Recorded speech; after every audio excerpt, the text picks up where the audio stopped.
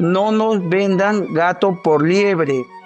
Esos trenes están hechos para el servicio turístico, no para un transporte masivo de personas. Y hay que decir, se les dio de baja en su país de origen por estar contaminando. Les han dado de baja. Son a diésel o petróleo, como lo conocemos.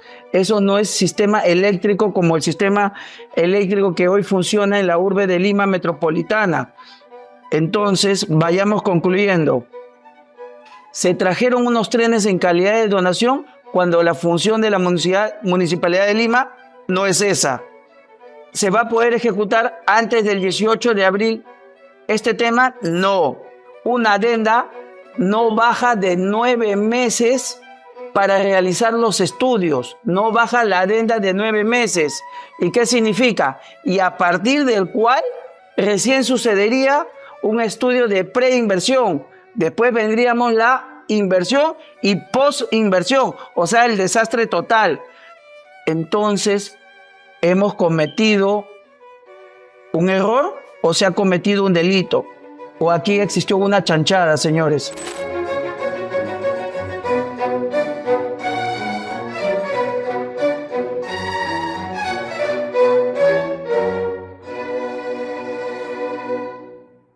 Hola, bienvenidos a un nuevo programa de la Tribuna de Grigley. Soy Hugo Mendoza y estamos por Grigley TV todos los martes a partir de las 7 de la noche, como ya es de costumbre, en todas las plataformas digitales.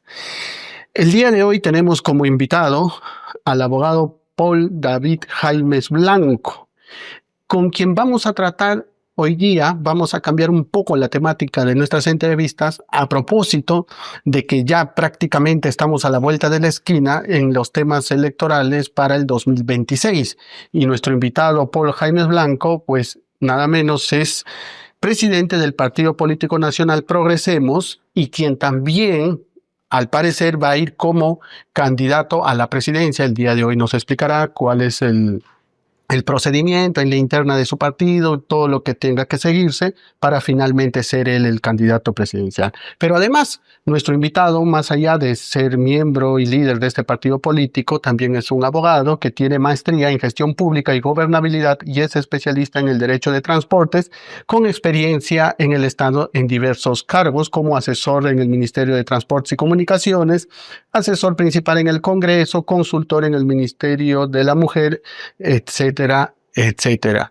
Con él vamos a conversar sobre algunos temas que nos parece bastante importante, porque no podemos tampoco descuidar ni tampoco mirar hacia otro lado cuando el derecho tiene mucho que ver también con el tema y el aspecto político, la gestión pública. Por ejemplo, en el tema vamos a hablar de seguridad ciudadana, cómo se va a combatir el crimen organizado, las extorsiones.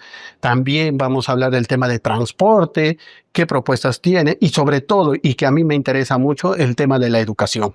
Porque siempre venimos diciendo desde esta tribuna que la educación es uno de los aspectos medulares importantes que durante muchos años se ha descuidado y se ha olvidado cuando es lo más importante en el cual debemos poner atención. Sin más, presento a mi invitado. Bienvenido, Paul, a nuestro programa.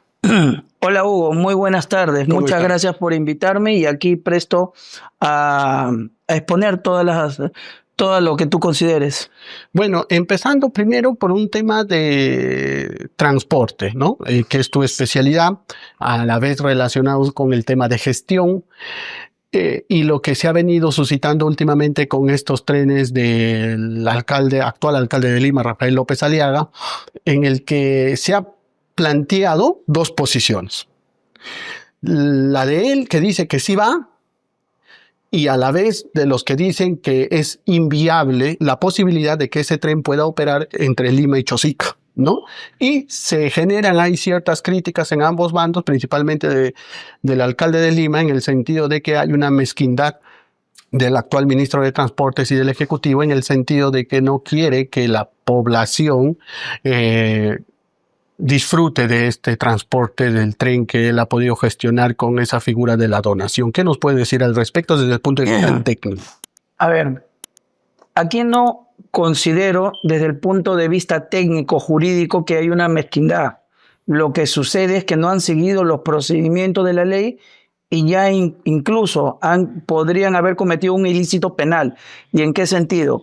Sí o sí, esos trenes que él tanto ha llevado con bombos y platillos, que va a ser ejecutable desde una trayectoria de Chosica a Lima, no se va a poder desarrollar antes del 12 de abril ni después tampoco. ¿Por qué? Porque la Municipalidad de Lima no brinda como titular servicios de transporte masivo de personas. Es decir, ellos solamente pueden llevar servicios públicos de ámbito local y algunas actividades empresariales siempre y cuando lo señale la ley. Y si sabían eso, ¿cómo es posible hacer una negociación para adquirir en calidad de donación oculta más determinados pagos como cumplimiento de un contrato a un año, póliza de seguro, el flete, etcétera, etcétera, si no tenían esas funciones? Es decir, esos trenes de todas maneras iban a llegar a un consorcio. Ahora veremos próximamente a qué consorcio estaba dirigido, porque esa concesionaria que existe en Lima, que es del titular Juan de Dios Olaichea, está vigente y es para el servicio de mercancías, no de transporte de pasajeros, y ese es otorgado por el MTC. La dirección reguladora es la Dirección de Caminos y Ferrocarriles, y esta dirección tendría que trabajar una ampliación, pero como siempre acá funciona Pepe el Vivo, esta concesionaria está exigiendo múltiples beneficios, tanto en el subsidio de los pasajes como la ampliación de su concesionaria. Entonces, ¿esto era un negocio oculto? ¿Esto fue una casualidad? ¿O ya se sabía a dónde iba a ir? La infraestructura ferroviaria actual es de una sola vía y esta única vía es de ida y de vuelta. Ustedes no se han preguntado por qué va a poca velocidad estos trenes de mercancía. Es porque va al mismo nivel, y existiendo cruces al mismo nivel siempre está existiendo accidentes de tránsito. Se han perdido múltiples vidas. Ya si se reduce más la velocidad, ya no tendría razón de ser. El promedio de velocidad es de 18 kilómetros por hora. Significa que usted llegaría desde Chosica a Lima en un promedio de 2 horas. Mejor venga en el transporte urbano que ya existe. No nos vendan gato por liebre. Esos trenes están hechos para el servicio turístico, no para un transporte masivo de personas. Y hay que decir, se les dio de baja en su país de origen por estar contaminando. Les han dado de baja. Son a diésel o petróleo, como lo conocemos. Eso no es sistema eléctrico como el sistema eléctrico que hoy funciona en la urbe de Lima metropolitana. Entonces, vayamos concluyendo. Se trajeron unos trenes en calidad de donación cuando la función de la Municipalidad de Lima no es esa. ¿Se va a poder ejecutar antes del 18 de abril este tema? No. Una adenda no baja de 9 meses para realizar los estudios. No baja la adenda de 9 meses. ¿Y qué significa? Y a partir del cual recién sucedería un estudio de preinversión. Después vendríamos la inversión y postinversión, o sea, el desastre total. Entonces, ¿hemos cometido un error o se ha cometido un delito? ¿O aquí existió una chanchada, señores? Ahora, con todo lo que nos explicas, que al parecer todo lo que nos dices es bastante claro, entonces la gran pregunta es, si esto... Bueno, porque entiendo yo que el alcalde de Lima está rodeado de buenos asesores, entiendo que le han previsto todo esto, todo el procedimiento, todo lo que demora, la posibilidad o no, y del concesionario, y todo lo que nos explicas. Todo esto no le era previsible, y si le fue previsible, ¿por qué siguió hacia adelante con esta donación? ¿Qué crees? Por fines políticos, todo es fines políticos, por un tema de campaña electoral. Vamos a ir un poco más allá. Ahora ha aprobado el Consejo que quiere llevar una licitación abierta en la modalidad de usufructo. ¿Y qué cosa es usufructo, señores? Es el uso y disfrute de un bien, pero después se lo tiene que devolver en la misma condición o especie. Entonces, si estamos hablando de un material rodante ferroviario de 40 años de antigüedad y quieren otorgarle por 30 años de antigüedad, 30 años adicionales, ¿cómo va a volver a su misma calidad prácticamente un par de latones? ¿No se dan cuenta? ¿O esa valorización ya no sirve para nada? Me llama la atención que la Fiscalía no ha entallado hasta el momento, sí lo ha hecho la Contraloría, pero sobre todo la Fiscalía en cualquier momento, si encuentran los indicios necesarios y medios probatorios, puede declarar la inmovilización de dicho material rodante en el estado y donde se encuentre. Correcto. Bueno, esperemos que finalmente, si es que dices lo que va a pasar, termina sucediendo en el sentido de que no se pueda utilizar estos trenes y finalmente se quede tirado en un almacén.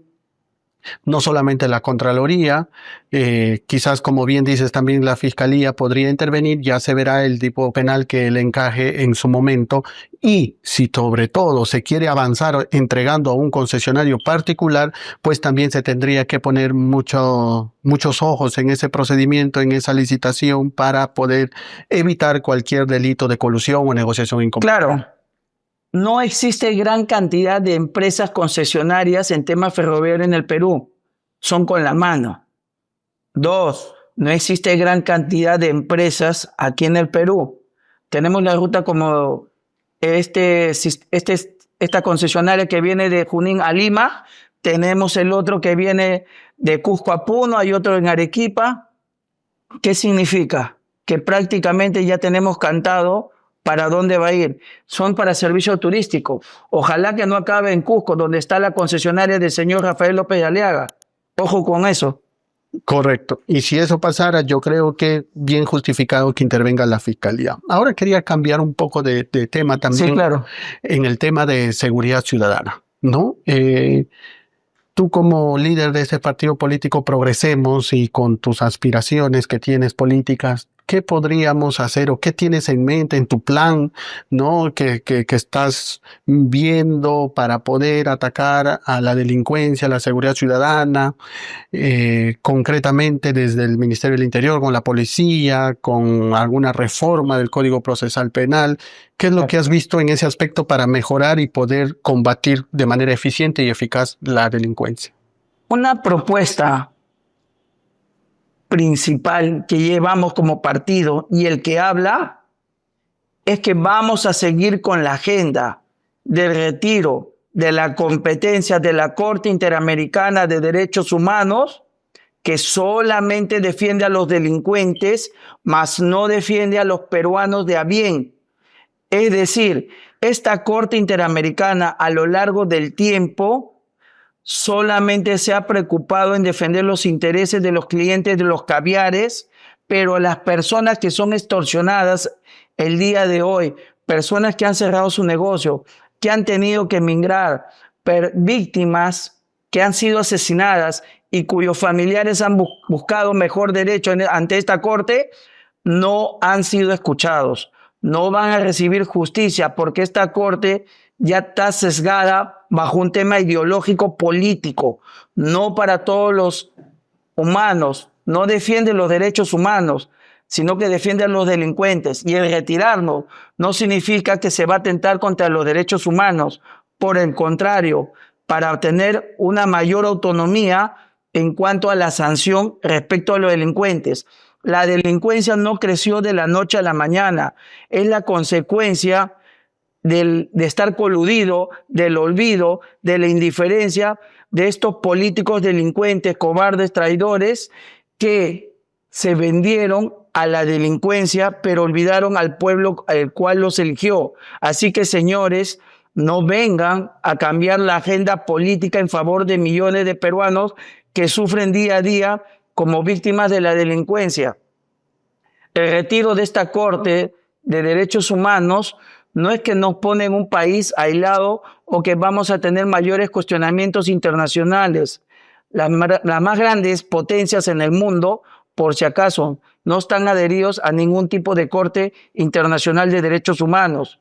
Y los países que van a entrar en vías de desarrollo necesitan mayor seguridad, porque un país que tiene las cosas claras, firmes y duras en materia de seguridad es un país que va hacia el progreso, que va hacia el desarrollo, que va a estabilizar su economía, porque nadie quiere invertir en un país que le ha ganado la delincuencia al mismo Estado, señores.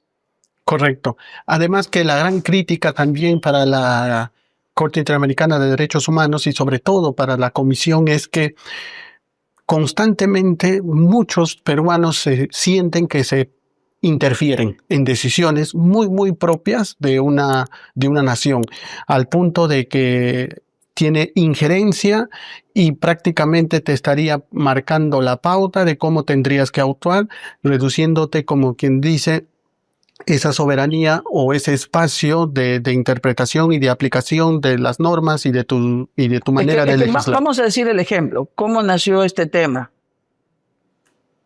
Para el año 70 y tantos se acusó a una persona que se le denominó a este caso el monstruo de Armendáriz. Igual sucedió un caso en Cajamarca. Se le aplicó la pena de muerte. Más adelante se descubrió que esta persona era inocente. Y esa fue la justificación para adherirnos a esta bendita corte. No obstante a ello, desde esa época a la fecha, ha avanzado múltiples pericias técnicas mucho más especializadas para determinar la autoría penal de una persona que es responsable en determinados delitos. Si uno busca retirarse de esta corte, aquí no acaba el tema. Uno tiene que seguir un proceso constitucional, como cual, que es la denuncia de retiro de esta competencia y esta a ser mandado al Congreso de la República, y al existir bicameralidad tiene que ser aprobado por mayoría en la Cámara de Diputados y luego ser elevado a la Cámara de Senadores y también ser aprobado. Luego remitido al primer mandatario para que éste lo remita a la comisión y de este a la Corte, y en un plazo de un año vuelvan a enviarlo al Estado peruano si nos ratificamos o no, y en caso que nos ratifiquemos, recién nos podremos salir de esta corte. No obstante a ello, se tendrá que hacer luego la reforma constitucional para determinar para qué tipo de situaciones o estado o delitos se va a aplicar, es decir, para flagrancia o delitos de máxima gravedad. Posterior a ello, se tiene que contemplar en la tipicidad y demás artículos del Código Penal y Procesal Penal, donde se va a aplicar para que estas modificatorias son muy necesarias. Así también se tiene que eliminar varios artículos del Código de Ejecución Penal. Y en este sentido, también hay que hacer otras modificaciones, como modificar el reglamento de la Policía Nacional del Perú, su ley misma, para fortalecerla, darle mayor presupuesto, y también a las direcciones de investigaciones o de criminalísticas, porque nosotros tenemos un buen martillo en base a la fuerza de la policial, pero no tenemos el efecto sorpresa o investigaciones, y debemos de fortalecer. Hace poco se ha aprobado en el Congreso el crédito suplementario, donde se le ha asignado al Ministerio del Interior algo de 136 millones de soles.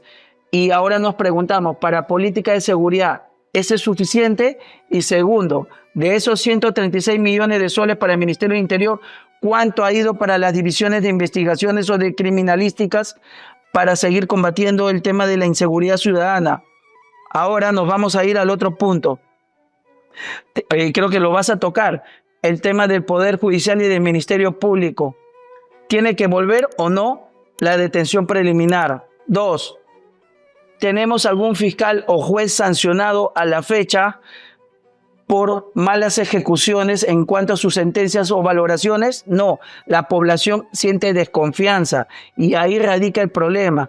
Si los jueces sintieran que no han cumplido con todo lo que indica sus procedimientos, sus plenarios, su jurisprudencia, etcétera, podrían ser sancionados con materia penal y no como actualmente solamente lo contemplan a través de la OGMA o la ODIGMA para sus sanciones de carácter pecuniario.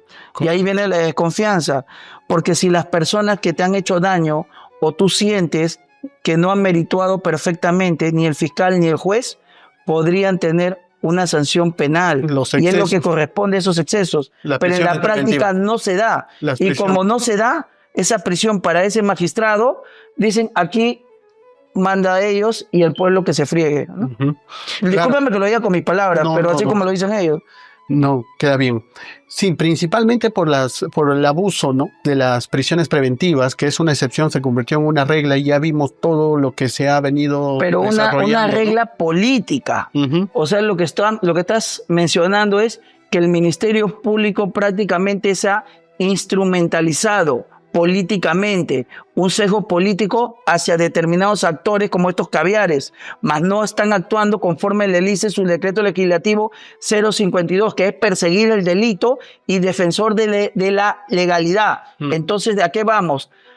Si con esa misma velocidad actuaran para sancionar a los extorsionadores o al crimen organizado, sería lo máximo, pero en la práctica, si eres político, corren con todo el presupuesto que tienen, pero si es un delito ordinario, que pasen los años. Lamentablemente, esa es la imagen que dejan. Ahora, para cambiar de tema y terminando un poco, el tema de educación, que es algo muy importante como empecé el programa. ¿Qué es lo que se necesita hacer en materia de educación para levantar ese nivel de los escolares, universitarios? Hasta hace poco estábamos en el penúltimo nivel según la prueba PISA a nivel mundial. No obstante a ello, necesitamos múltiples reformas, pero ahora mirando hacia la juventud, mirando hacia el futuro, y desde ahí empezamos, vamos a tocar 3 reformas principales. 1, que estos jóvenes terminen la secundaria con una carrera técnica con nombre y título a nombre de la nación. Es decir, que desde el tercero de secundaria puedan escoger algún tipo de especialidad y llevar alguna formación que les permitan terminar con ese título. Pero a la fecha no va a poder ser porque existen 2 bancadas que tienen intereses creados en el Poder Legislativo, llámese APP o Podemos Perú. Y en ese sentido necesitamos fortalecer el legislativo con la bancada de Progresemos. Nosotros no tenemos intereses en las universidades de cartón, nosotros no tenemos intereses en que estas universidades sigan votando a granel y bajen el nivel de investigación o enseñanza. Porque si estos jóvenes terminan la secundaria con esta formación técnica, van a tener un mayor ingreso en el mercado, mayores posibilidades laborales y en un futuro poder convalidar dichos estudios para una carrera universitaria. 2, tenemos que imponer en forma obligatoria otro idioma, que es el inglés. Si buscamos mayor competitividad en los jóvenes, mayor acceso al mercado, necesitan llevar otra carrera que es de alto nivel, como es el inglés. Y 3, debemos de aplicar el curso de inteligencia artificial, porque hoy le das mayores posibilidades a dichos jóvenes si dominan todas estas aplicaciones, herramientas cibernéticas hacia un mejor futuro. Porque si miramos hacia el mundo, hacia la globalización, hacia el capitalismo, hoy que se están desarrollando en el Perú megaproyectos de inversión, buscamos tener jóvenes a la altura del mercado laboral que miren hacia el Perú y hacia el mundo, señores. Correcto. Finalmente, ¿qué hacer para quitarles esa presión a los emprendedores, pequeños empresarios y pequeños empresarios? Esa presión tributaria me refiero, que los ahoga, porque el exceso de formalización y de pago de tributos finalmente termina, lejos de atraerlos a la formalidad, es a la informalidad. Sí, lo que sucede es lo siguiente, y lo van a decir todos los que queremos emprender un negocio. Las transnacionales o las grandes empresas viven de la impunidad fiscal. Se le debe al Estado peruano miles de millones de soles ya desde hace muchos años y no han tenido SUNAT la capacidad de poder ejecutar esa cobranza. 1. Hace poco se ha visto un reportaje cómo medianas empresas y hasta grandes defraudan evadiendo impuestos con falsas facturas, montos ocultos, a través de las boletas o facturas, y todo lo demás es en forma física.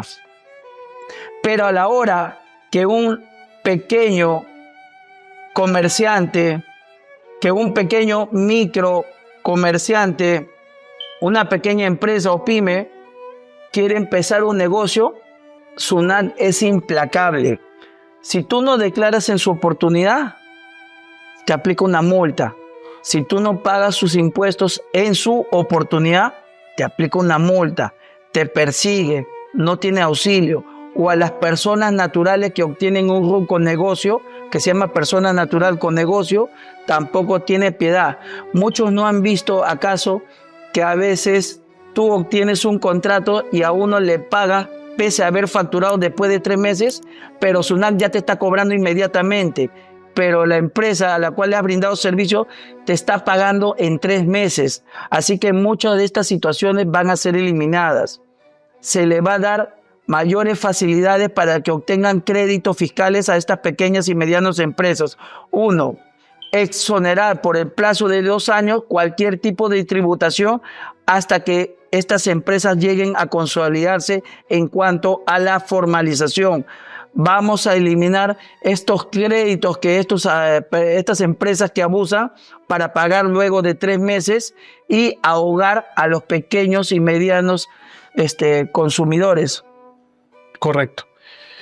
Bueno, Paul, creo que ha quedado bastante claro el planteamiento que tienes con las aspiraciones que tienes en esta contienda política que se nos viene.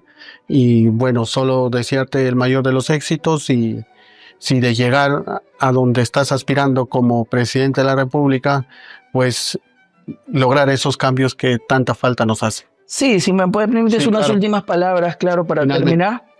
Listo. El Perú necesita hoy más que nunca mano dura, pero mano dura con personas que tengamos experiencia en la gestión pública. No por el hecho de gritar tanto o tener galones militares o ser dictador, significa que eres la persona idónea. A veces hay que expresarse con el corazón y con la sabiduría. Decir hacia dónde vamos. Si quieres un personaje que gobierne como dictador, hay otras propuestas. Si quieres a los políticos tradicionales cuyos candidatos a la presidencia están en el Congreso, sus bancadas que tanto daño al día de hoy le han hecho al pueblo peruano, ahí están ellos.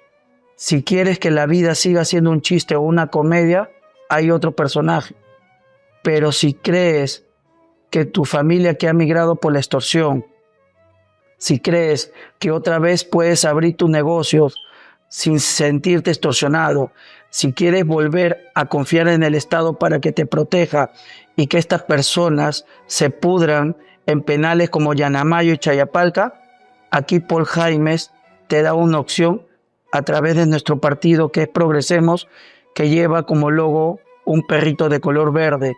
Si quieres un país de progreso para los pequeños emprendedores, si quieres la titulación para aquellas personas que ya viven 30 o 40 años en las partes altas del Perú, en los cerros eriazos, que al fin tengan su título de propiedad, aquí está Paul Jaimes con el partido Progresemos. Si deseas, si quieres una sociedad más sensible con todos sus seres vivientes, porque somos personas que tenemos capacidad de compasión, y una persona que tiene capacidad de compasión es una persona que siente todos los problemas que le aquejan a otro ser humano. No vengo a ofrecerte milagros, sino te vengo a hablar directo con el corazón. Así que, mirándote a la cámara, te digo que ya no estamos para juegos, no estamos para bromas. Hoy más que nada el Perú te necesita. Hoy más que nada no dejes tu destino en manos de terceros y tienes la obligación de involucrarte en la política para que este Perú sea de progreso y un progreso seguro, y con ello progresemos. Muchas gracias. Gracias, Paul. Llegamos al final del programa, amigos. Espero que puedan sacar sus propias conclusiones. Nos vemos en el próximo programa.